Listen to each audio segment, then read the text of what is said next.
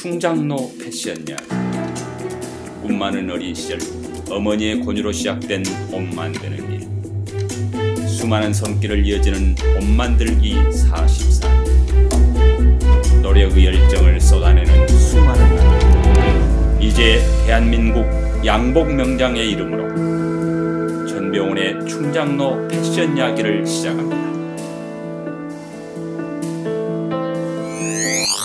저는 원래 태어난 곳은 전라남도 영광이 고향입니다. 영광에서 태어나서 초등학교를 졸업하고 이제 꿈을 갖고 광주에 이제 유학을 하게 돼서 광주에서 중학교를 다니는 그 과정 속에서 저희 집이 조금 어려움을 겪었습니다.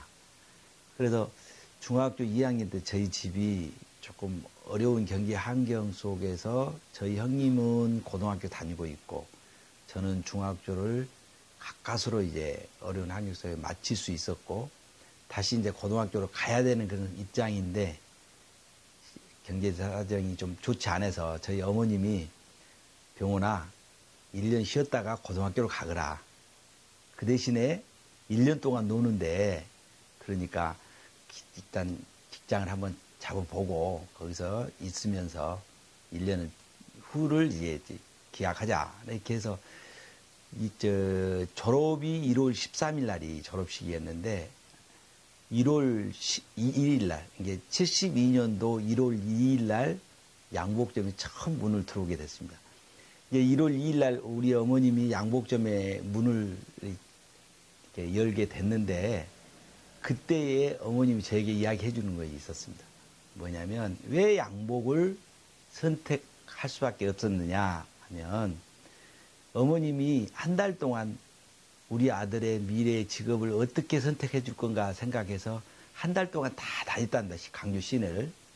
이발소도 가보고 철공소도 가보고 차량 정비업소도 가보고 자전차포도 가보고 다 가봤는데 기름때 묻고 고생하고 난장판에서 추위에 이렇게 고생하는 그런 모습을 보면서 우리 아들 저 모습은 저 일은 하고 시켜주고 싶지 않다.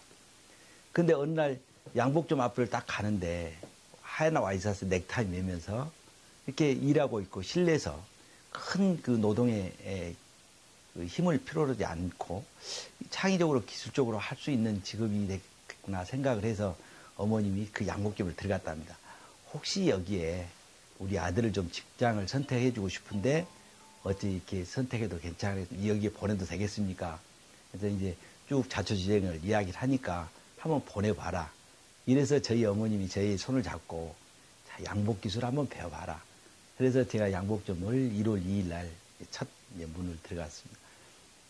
1월 2일 날 들어가서 저희 어머님이 저한테 약속한 건 1년 후에 고등학교 가기 위해서 이제 1년 동안 쉬는 동안에 있으라고 해서 제 옆구리에는 항상 책을 끼고 다녔어요.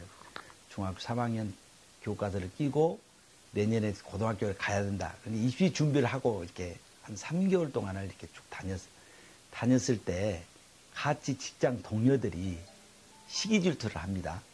뭐라 하냐면 야 이놈아 네 학교 가려면 도서관에 가야지 왜 여기 와서 책 끼고 있느냐. 우리들 앞에 자존심 건드리지 마라 해서 좀 학대도 있었어요. 처음에는. 그래서 그걸 이제 이겨내고 심부름하는 것만 하고 기술 배우려고 생각지 않고 제 한쪽 구석에 앉아서 책을 보고 이렇게 있었는데 저희 집의 생활이 계속 윤택해지는 건 달라진 게 없더라고요. 어려워진 것 환경에서.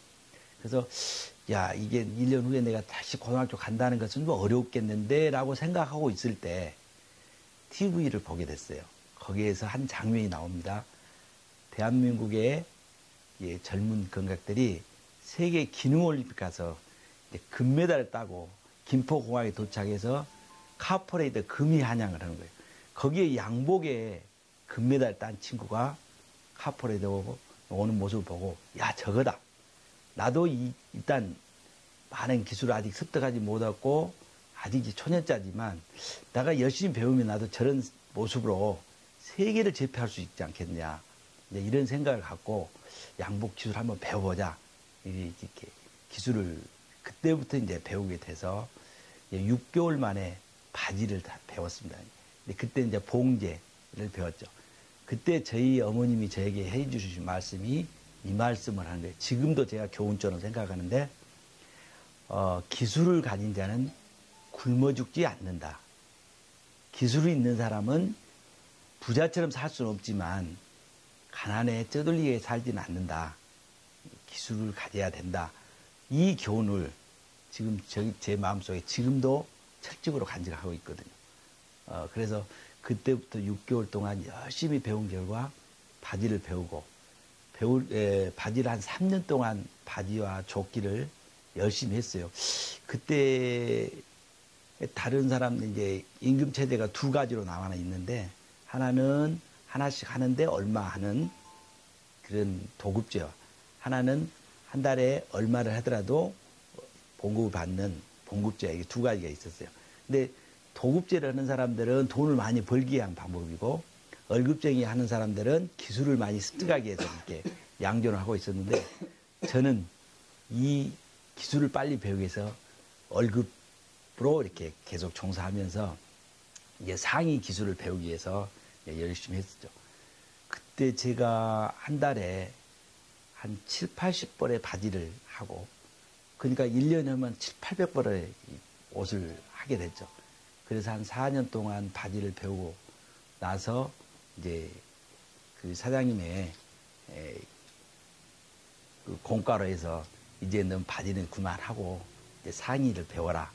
그래서 상의 제자로 이렇게 다시 들어가서 1년 만에 이제 다시 상의까지 배우게 됐습니다.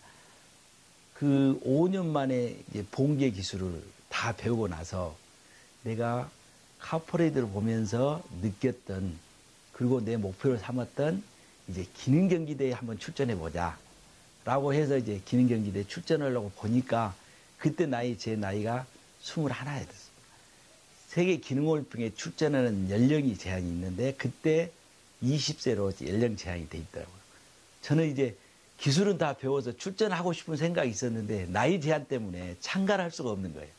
그래서 그 꿈은 이제 접고 이제 상의에 대해서 숙련 기술을 쭉 배우게 됐죠.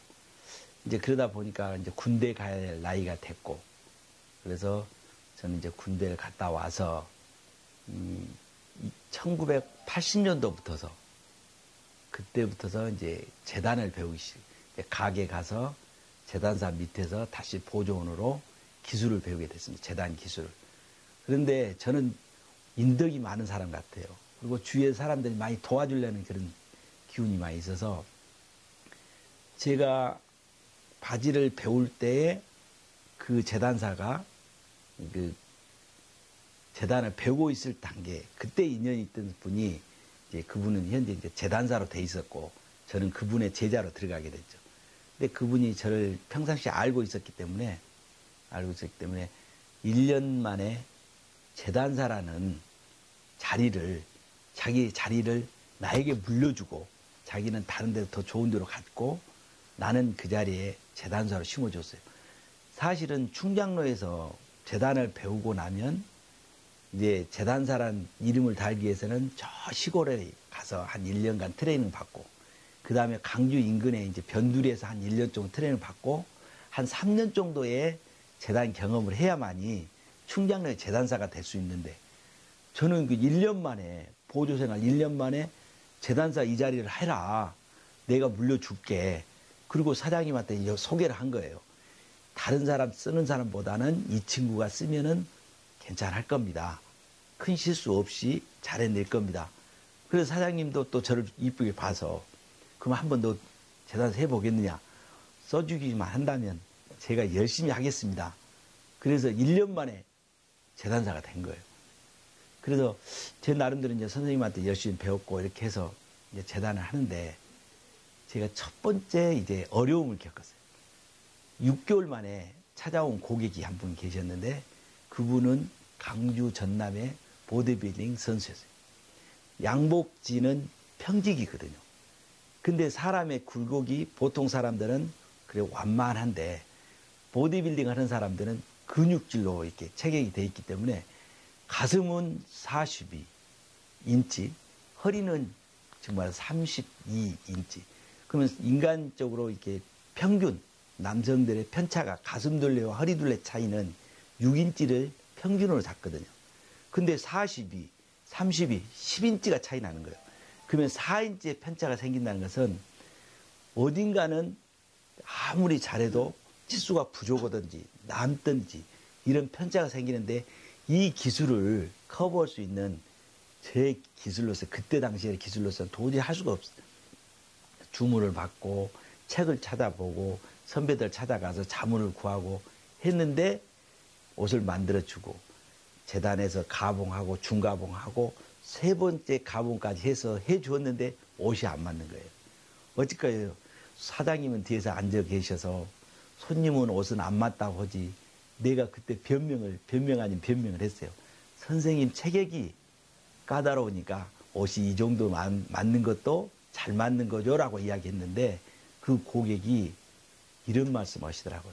저는 이 말을 지금도 제 좌우명으로 생각하는데, 내 체격이 원만하면 나도 기생복 상인입니다. 내 체격이 다른 사람과 평균치에서 벗어나기 때문에 옷을 맞춰 입는데, 그래서 너한테 왔는데 네가 내 옷을 만들 수 없다고 인정을 해야 되지, 왜 내 체격이 까다로워서 옷을 다 이렇게 못 만든다 이런 변명을 하냐. 당신은 기술자의 자격이 안 갖추고 있다. 이 말을 들을 때 정말로 쥐구멍이나 들어가고 싶은 그런 내 마음, 그리고 맞다. 그래서 그 자리에서 바로 선생님 죄송합니다.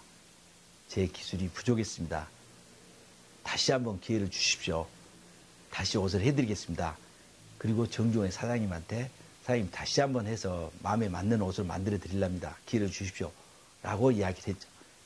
그래서 사장님도 이제 제가 하는 그 말에 이해를 해주시고 고객도 한번 기회를 주시더라고요.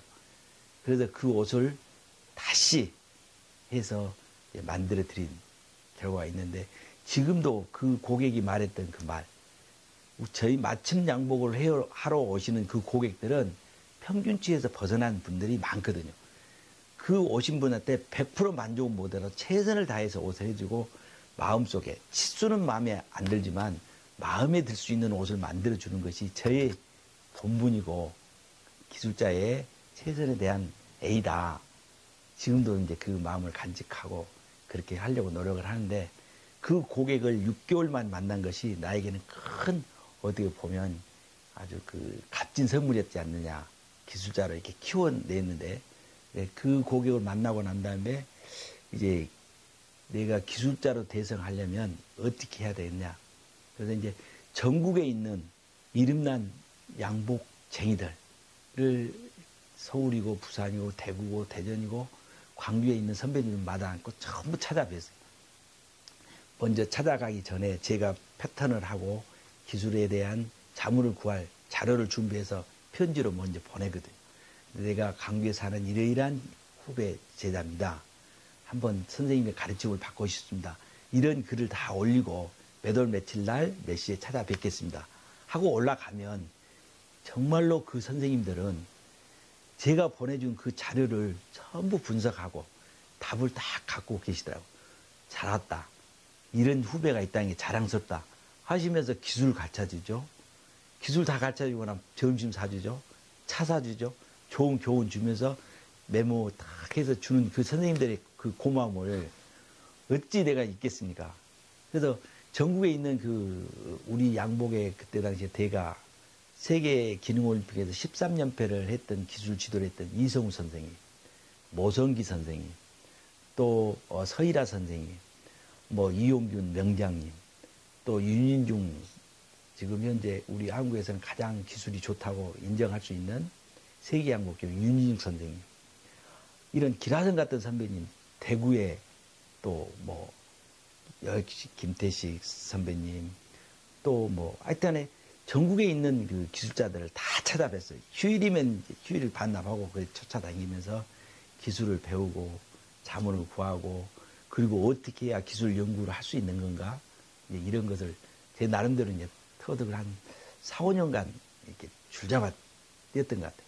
그리고 그걸 연구하고 또 나름대로 메모하고 이런 것을 1995년도에 이 연구 시작해서 2005년도에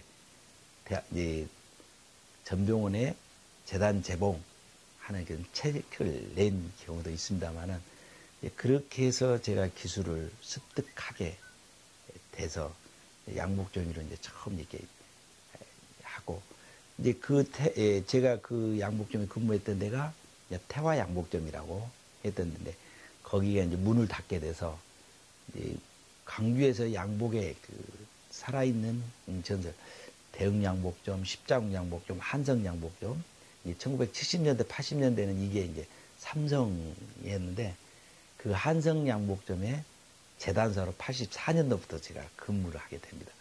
그래서 거기서 이제 84년도부터서 그 양복점에 근무하고 재단사로 근무하면서 87년도까지 제가 근무를 하고, 87년도 11월 14일 날, 이게 이제 올해로 제가 양복점 개업한 지가 30년 해가 되는데, 1987년도 11월 14일 날 제가 예전에 근무했던 태화 양복점의 상호를 빌려서 태화 양복점이라고 충장로 5가 양복점을 개업하게 됐죠.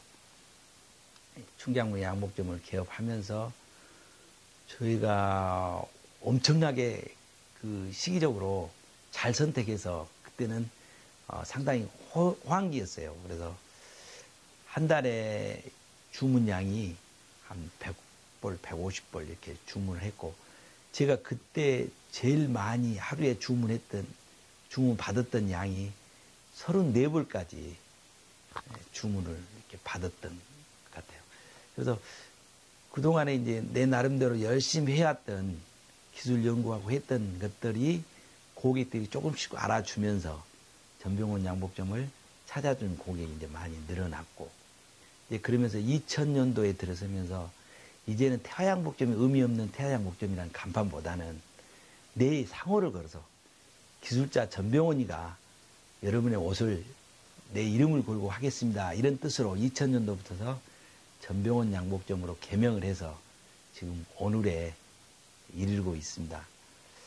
지금까지 제가 쭉 양복 일을 해오면서 두 가지 부모님한테 가르침을 받았는데, 첫 번째는 제가 처음 양복을 배울 때 어머님이 해줬던 기술을 가진 자는 굶어 죽지 않는다.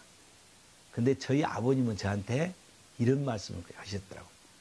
지금 생각해 보니까 부모로서 내게 모든 조건을 만들어주지 못해서, 좋은 학식을 공부할 수 있는 이렇게 조건을 만들어주지 못했다마는 너에게 돈을 벌기보다는 최고의 기술자가 되라. 항상 봉급을 갖다가 받아서 어머님한테 줄 때 이 봉투보다는 무엇을 배웠냐를 먼저 물어보는 게 저희 아버님이었어요. 그래서 자기가 하는 일에 최고가 돼야 된다, 이제 이런 용기를 자꾸 주셨던 것 같아요. 그러면서 제가 양복을 단순하게 양복에서 돈 벌고 싶다는 그런 생각보다는, 그런 생각을 은연중에 아버님한테 들었던 이야기로, 그래 내가 이 양복의 직업을 가지면서 무언가 내 족적을 좀 남기고 싶다. 내가 한 그 기술이 다른 사람한테 어떤 영향을 미치고 후배들한테 어떤 영향을 줄 수 있는가, 또 양복의 역사는 또 어떻게 됐는가, 이런 걸 좀 알고 싶더라고요. 단순히 옷 만들어서 파는 그런 양복 장사가 아니라, 이 양복이 어떻게 만들어졌고 어떻게 유래가 됐고 남성들한테 이런 옷이 어떻게 해서 만들어졌는가, 어떻게 만들어야 더 기능적으로도 편하고, 앞으로 양복은 이 단순한 그 슈트에서 벗어나서 어떻게 또 더 패션도 디자인도 디테일도 이렇게 좀 다양할 수 있는 방법이 없는가, 이런 것을 좀 연구하고 싶고, 이런 생각 속에서 기술 연구를 이제 기술 연구에서 디자인이나 이런 걸 좀 역사를 알고 싶어 했죠. 그래서 내가 1993년도에 이제 우리 양복이 한국에 들어온 지 100년이 되는 해가 됐어요. 그래서 내가 90년도에 이제 강주에 웨딩 문화의 변화가 그때부터 서서 이렇게 변화가 됐었는데, 그전에는 결혼해보길 검정이나 건색 양복을 입고 신랑들이 결혼해복을 했어요. 그래서 근데 서울에 가서 보니까 서서히 이제 결혼 신랑들이 턱시도라는 옷들을 입게 되더라고요. 우리 지방인 강주에 턱시도를 한번 보급해보고 싶다.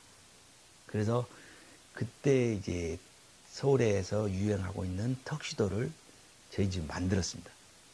턱시도를 만들어서 이제 웨딩 드레스 샵, 또 웨딩 포토 샵, 그리고 그 애식장, 여기에 제가 턱시도를 만들어서 공급해 주겠습니다. 신랑들에게 이런 옷을 한번 보급해 주십시오. 라고 이야기를 해서, 그 사람들이 호응이 좋더라고요. 그렇지 않아도 다른 지방에서 이렇게 옷을 입는다는데 이런 데서 이렇게 해준다면 좋죠. 그래서 처음으로 90년도에 턱시도 렌탈 사업을 제가 시작을 했어요. 그래서 그 사람들한테 양복을 이제 턱시도로 결혼 예복을 이렇게 해서 아이보리색과 검정것, 그리고 연미복까지 해서 이렇게 렌탈 사업을 하면서 그런 사업을 알리기 위해서 신문사, 언론사에 있는 문화부 기자들을 불러서 이렇게 신랑들에서 옷을 입혀드리면 좋겠습니다 하고 이제 홍보를 하는 그 과정 속에서 우리 양복의 역사가 1993년이 되면은 100년이 하게 됩니다. 이런 100년의 역사를 한번 좀 만들어서 전시회를 해보고 싶습니다 라고 이야기를 했거든요.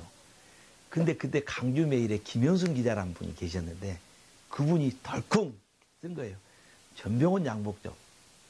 이제 그때는 태화양복점이죠. 태화양복점 전병훈 씨가 한국 양복의 100년의 역사를 93년에 전시를 하겠다 하고 기사를 통으로 딱 쓴 거예요. 그걸 신문에 나오니까 이제 그게 약속이 돼버린 거죠. 그 약속을 지키지 않으면 안 되게 됐죠. 그래서 그동안 한 5년 동안 그 선배들한테 우리 양복의 역사, 기술의 역사를 이제 배웠던 걸, 또 이제 그때부터는 역사를 또 배우는 역사 책을 이제 뒤지게 됐죠. 그래서 양복의 그 역사를 알 수 있는 예전에 고전의 사진집. 그래서 저는 이제 이렇게 역사학자들이 연구하듯이 1987년도 사진집을 다 찾아봤어요. 그리고 우리나라의 쭉 역사 다큐멘터리 같은 거 보면 거기에 TV에 나오는 그런 비디오 테이프를 전부 이렇게 모집을 해서 1990년대에 실생활에 입었던 양복들을 다 분석하게 됐죠. 책에 나와 있는 책자에 나와 있는 그때 당시에 옷 입고 있는 사람들의 실생활, 그 옷들을 다 분석하게 됐어요. 그래서 10년 단위로 1987년도, 90년도, 1990년도, 91년, 이제 90년도부터서 이제 쭉 해갖고 1980년도까지 10년 단위로 옷을 만들게 됐죠. 그래서 그 전시회를 93년도에 강주에 이제 태산백화점에 충장로에 상가에 있는 태산백화점에서 전시회를 했는데 그게 이제 서울 신문에 되고 중앙지에 되고 언론에 타게 되니까 전국에서 이제 전부 사람들이 와서 양복의 100년의 역사가 어떻게 변해왔는가 이런 것을 이제 와서 취재도 하고 신문에도 내고 또 이제 의료학자들도 와서 보고 이제 검증도 해주고 제가 좀 부족했던 것은 이것은 이렇게 조금 그때 유행이 안 했습니까? 라고 이야기해서 같이 토론도 하고 그래서 또 나름대로의 정보를 이제 가지고 있고 나중에 기회가 되면 다시 한번 더 역사를 이제 간추려서 해볼까 하는 그런 생각도 갖고 있습니다.